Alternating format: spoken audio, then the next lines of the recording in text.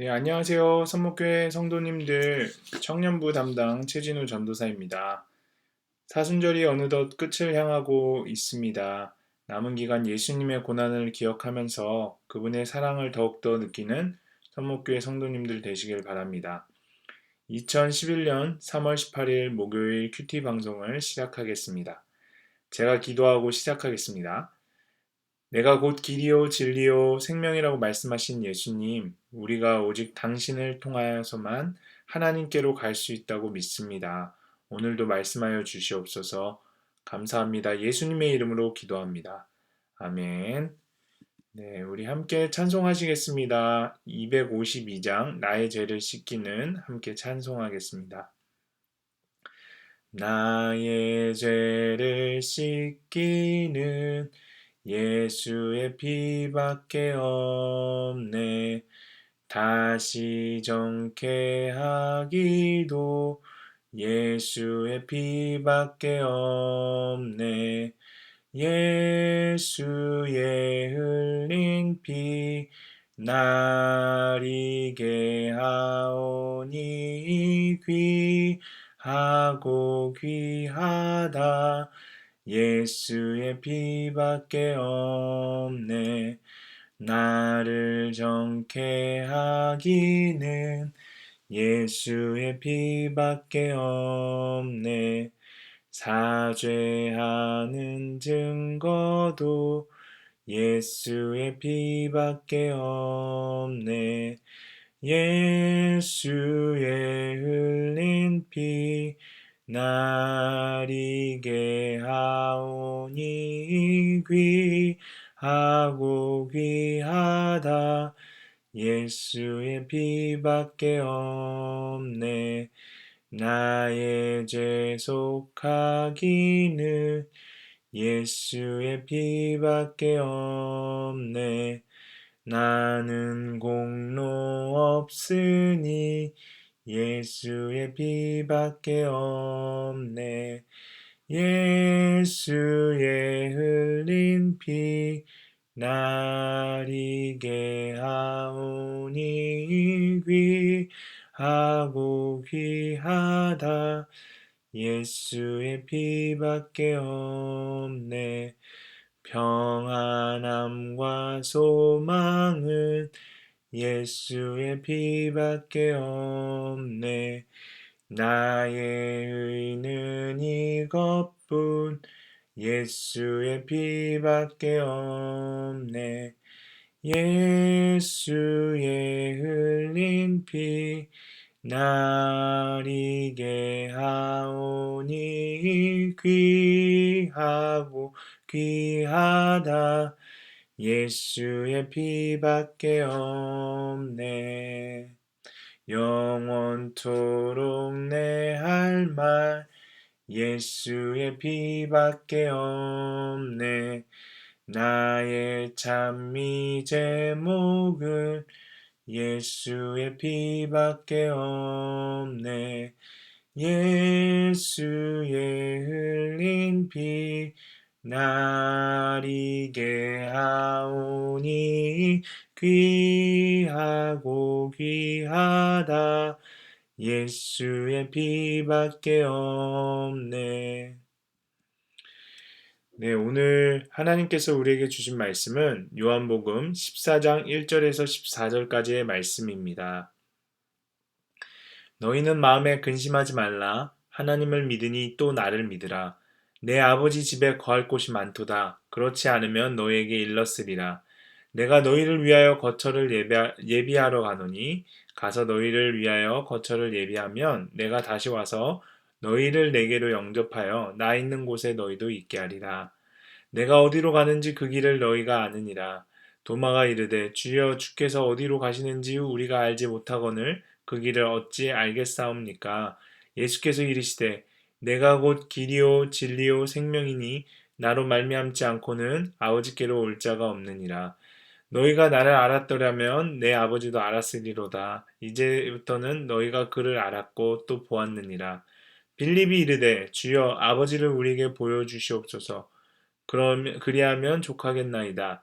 예수께서 이르시되 빌립아 내가 이렇게 오래 너희와 함께 있으되 내가 나를 알지 못하느냐 나를 본 자는 아버지를 보았거늘 어찌하여 아버지를 보이라 하느냐 내가 아버지 안에 거하고 아버지는 내 안에 계신 것을 내가 믿지 아니하느냐 내가 너에게 이르는 말은 스스로 하는 것이 아니라 아버지께서 내 안에 계셔서 그의 일을 하시는 것이라 내가 아버지 안에 거하고 아버지께서 내 안에 계심을 믿으라.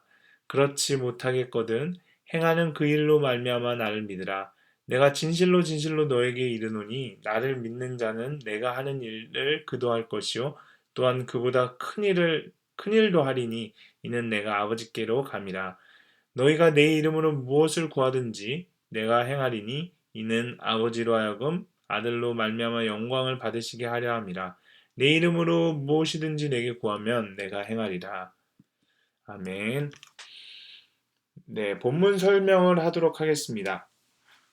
오늘 우리가 읽은 14장은 복음의 배타성 및 독특성에 대해 가르치고 있습니다. 모든 사람들이 다 구원을 받게 될 것이라고 하는 보편 구원설은 나타나고 있지 않습니다. 오히려 좁은 길, 즉 예수님만을 통한 구원을 가르쳐 줍니다. 빌립은 손으로 만져볼 수 있는 증거를 원했습니다. 즉 하나님 아버지를 직접 보기를 원했습니다. 그러나 빌립은 지난 3년 반 동안 자기가 직접 뵙고 싶어하는 분을 정확하게 보아오고 있었습니다. 누구든지 예수님을 본 사람은 하나님을 본 것입니다. 예수님께서는 바로 전장인 13장에서 자신의 죽으심에 대해 말씀하십니다. 그러자 예수님의 제자들은 근심 속에 빠졌습니다. 이제 예수님께서는 그들에게 한마디로 근심하기를 중단하라고 말씀하십니다. 예수님께서는 제자들보다 먼저 천국에 가셔서 제자들의 처소를 예비하러 가신다고 말씀하셨습니다. 여기서 중요한 것은 천국에 있는 커다란 건물이 아니라 어떤 공간을 이야기하는 것입니다. 흔히 우리는 이 땅에서 갖지 못한 좋은 집을 천국에서 받는 것으로 오해하기도 합니다. 그런데 이 본문은 상급의 크고 작음이나 하늘나라의 큰 건물에 대해 말씀하고 있지 않습니다. 오히려 예수 그리스도의 재림에 대한 약속을 보여주고 있습니다. 이 부분의 배경은 약속과 평강입니다. 주님께서는 제자들이 하나님 아버지께서 계시는 곳에서 당신과 함께 있게 될 것이라는 사실을 확신시켜 주면서 그들을 살펴주고 계십니다. 이쯤 되면 제자들은 주님께서 가시는 그 길이 무엇인지 알았어야만 했습니다. 도마가 나오죠. 도마는 회의주의적이지만 항상 솔직한 예수님의 제자였습니다. 그렇기 때문에 도마는 주여 어디로 가시는지 우리가 알지 못하거늘 그 길을 어찌 알겠삼나이까라고 예수님께 질문을 합니다. 이 질문에 대해 예수님은 자신만이 길이시고 진리시고 생명이시라고 말씀하십니다. 이것이 복음의 배타성입니다. 어떤 그리스도인들은 복음의 배타성 때문에 고민을 합니다. 그러나 성경은 다른 선택이 없음을 분명히 말하고 있습니다. 하나님께서는 천국에 이를 수 있는 다양한 길들을 제시하지 않습니다. 오직 예수 그리스도만이 유일한 길입니다. 예수님을 믿어야 한다는 말씀이 제자들에게 왜 그렇게 중요할까요? 제자들은 예수님을 충분히 알지 못했습니다. 그래서 하나님 아버지를 이해하는데 어려움이 있었습니다. 예수님께서는 반복해서 하늘에 계신 하나님 아버지와 아들이신 예수님과의 그 관계를 강조해 오셨습니다. 그러나 마지막 순간까지도 제자들은 제대로 이해하지 못하고 있었습니다. 예수님께서는 하나님께로 나아갈 길, 그리고 하나님에 대한 진리, 그리고 하나님 안에 있는 생명 그 자체이십니다. 제자들이 예수님을 알아야 할 대로 알았다면 하나님 아버지와 아들 하나님 사이에 어떤 그 불가분의 관계를 이해할 수 있었을 것입니다. 또 한 사람 나오죠. 빌립은 구약 성경을 제대로 이해하지 못했거나 아니면 하나님 아버지와 아들 예수 그리스도의 관계를 연결시키지 못했던 것입니다. 빌립은 만일 예수님께서 하나님 아버지에 대한 어떤 물리적인 증거를 제시한다면 제자들이 모두 만족할 것이라고 주장하고 있었던 것입니다. 우리는 여기 나타난 예수님의 답변을 기억해야만 합니다. 예수님께서는 말과 일을 강조하고 계십니다. 주님의 말씀은 주님께서 행하신 일보다 더 강력하게 예수님의 신성을 반영해주고 있습니다. 그러나 제자들은 예수님의 말씀에 충분히 귀를 기울이지 못하고 있었고, 다만 예수님이 하신 그 일들에 대해 놀라움을 감추지 못했습니다. 예수님께서는 거의 실망하시는 투로 그렇게 하지 못하겠거든 행하는 그 일로 인하여 나를 믿으라고 말씀하셨습니다. 네, 12절은요, 성경에서 가장 흥미로운 구절 가운데 하나입니다.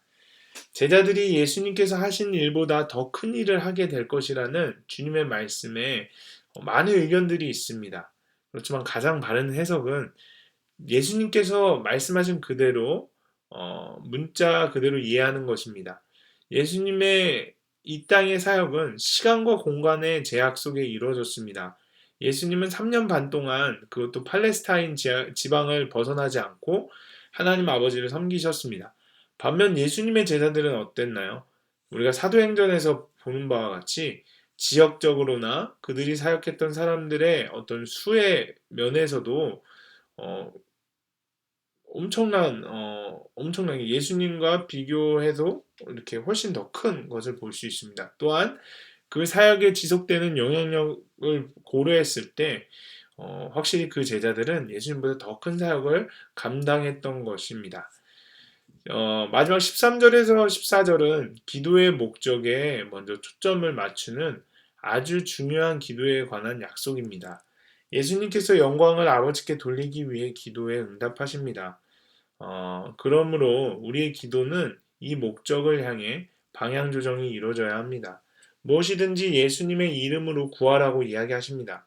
이, 이 당시에 어떤 그 문화는 이름을 중요하게 여겨서 한 사람의 이름은 그 사람의 성격과 영혼의 권위를 대변하는 것으로 여길 정도였어요. 예수님은 그의 제자들이 기도의 능력을 통해 이 땅을 향한 예수님의 영향력이 더욱 넓어지기 원하셨습니다. 네, 본문 설명을 여기까지 하고요. 그러면 그 다음은 적용을 한번 해보도록 하겠습니다. 여러분은 혹시 무의식 속에 예수님 외에도 다른 구원의 길이 있다고 생각하지는 않았나요? 내 방법으로 구원을 받을 수 있다고 행동한 적은 없습니까? 우리가 한번 생각해보고 그런 것이 생각난다면 하나님 앞에 회개하도록 하겠습니다. 두 번째 적용할 것은 과연 나의 기도는 결국에 하나님의 영광을 위해 그분의 뜻에 맞춰진 기도입니까? 아니면 내 욕심에 맞춰진 기도입니까? 한번 그 부분도 생각해 보았으면 좋겠습니다. 네, 다음은 우리 묵상 간증을 함께 읽도록 하겠습니다. 오늘 묵상 간증은 103쪽에 나를 믿으라 기름경 씨의 글입니다. 18년 전 어머니가 갑자기 돌아가시는 사건으로 저는 하나님을 인격적으로 만났습니다.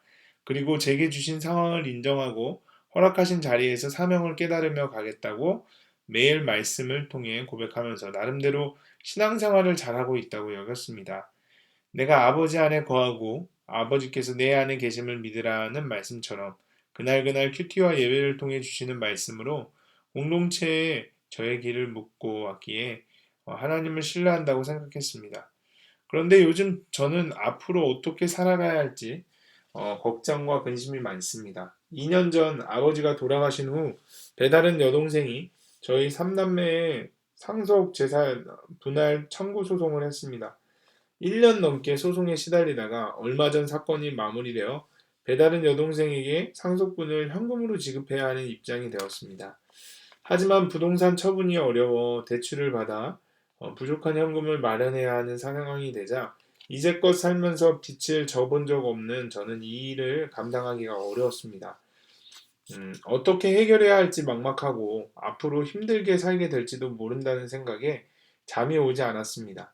그동안 누르고 있던 여러 감정이 올라오면서 말씀을 읽고 들어도 집중이 안 되고 주위 사람들에 대한 원망만 생겼습니다. 오늘 본문 말씀에서 도마는 예수님이 가시는 길을 모른다며 근심하고 빌립은 초라한 예수님을 구세주로 인정할 수 없어 하나님을 보여주시라고 청합니다. 그동안 예수님께 양육을 받으면서 많은 기적을 경험한 도마와 빌립도 예수님을 믿지 못하고 하나님을 의심하는 모습을 보면서 저 역시 큰 착각을 하며 살고 있음을 알게 되었습니다. 그동안 저는 하나님을 전적으로 신뢰하지 못하면서도 상황에 따라 어쩔 수 없이 순종의 모습을 보여왔습니다. 여전히 내 생각과 뜻을 내려놓지 못해 말씀으로 저 자신을 직면하기보다 문제 해결에만 급급했습니다. 또한 조금이라도 손해보지 않으려고 하기에 근심할 수밖에 없음을 알았습니다. 그리고 저의 문제 해결에만 매달리느냐 다른 지체들의 힘든 일을 그냥 지나칠 때가 많았음을 알게 되니 제가 얼마나 이기적인 인간인지를 깨닫게 되었습니다. 이 시간을 통해 주님은 제 실체를 여지없이 보여주셨습니다. 제가 지금의 걱정과 근심으로 건진받는 길은 제 안에 계신 주님을 전적으로 믿고 의지하며 저의 십자가를 잘 지고 가는 것입니다. 이것을 알려주신 하나님께 감사드리고 이제는 근심의 헛된 수고를 벗어버리고 오직 길이요 진리요 생명이신 예수님을 믿으며 살아가기를 기도합니다. 라고 하시면서 이렇게 적용을 하셨습니다. 제 문제로 걱정과 근심이 찾아올 때마다 거기에 함몰되지 않고 다른 지체들을 위해 기도하겠습니다. 문제가 생겼을 때 제 생각대로 결정하지 않고 교회 공동체에 한 번 더 묻고 결정하겠습니다. 네, 여러분들도 묵상 간증을 한번 써보시고 주위에 많은 사람들과 한번 나눠봤으면 좋겠습니다. 네, 오늘 큐티 방송은 이렇게 마치도록 하겠습니다. 제가 기도하고 마무리하겠습니다.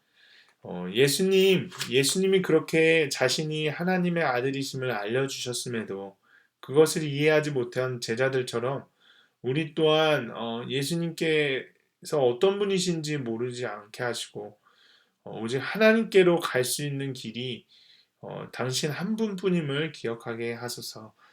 감사합니다. 예수님의 이름으로 기도합니다. 아멘. 네, 오늘도 수고하셨습니다.